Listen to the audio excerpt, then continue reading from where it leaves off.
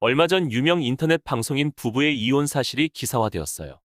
이혼의 법적 절차와 재산 분할에 대한 내용을 담고 있었죠.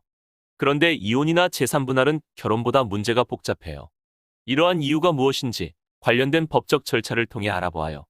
어떤 사람이든 태어나서 죽을 때까지 수많은 법적 문제와 마주쳐요. 아이가 태어나면 부모는 아이에 대한 출생신고를 1개월 이내에 해야 하죠.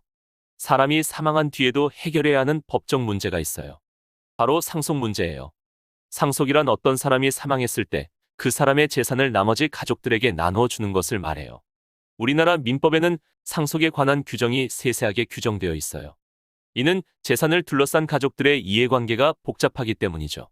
사랑하는 사람을 만나 결혼식을 한다고 해서 곧바로 법적으로 부부가 되는 것은 아니에요. 결혼은 혼인신고를 해야 법적으로 인정받을 수 있어요. 한번 혼인신고를 하면 함부로 취소할 수 없어요.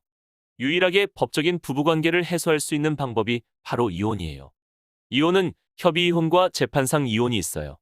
협의이혼은 부부가 서로 이혼하기로 합의를 하는 것이고, 합의가 되지 않았을 때 재판을 통해 강제로 이혼하는 것이 바로 재판상 이혼이에요. 그런데 협의이혼을 하기 위해서는 아이가 있다면 누가 키울 것인지, 재산은 어떻게 나눌 것인지에 대한 합의도 중요하답니다. 회사도 사람처럼 태어나서 다양한 활동을 하다가 죽게 돼요. 이를 법인의 설립과 해산이라고 하죠. 법인은 법에서 정한 조건을 충족해서 만들어지고 관공서에 등기되면 설립돼요. 그리고 법인의 구성원들이 해산하기로 뜻을 모으면 해산되죠.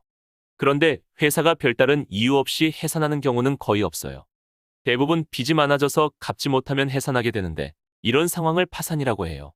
파산이란 채무자가 빚을 갚을 수 없는 상태에 빠졌을 때 그 채무자의 총재산을 나누어 모든 채권자에게 공평히 갚도록 하는 재판 절차를 말해요. 이처럼 상속, 이혼, 파산은 출생, 결혼, 회사 설립보다 더 복잡해요. 이는 상속, 이혼, 파산이 많은 활동의 축적으로 인해 재산과 관련된 법적 절차가 되었고, 그에 따라 사람들의 이해관계가 얽혀 있기 때문이죠.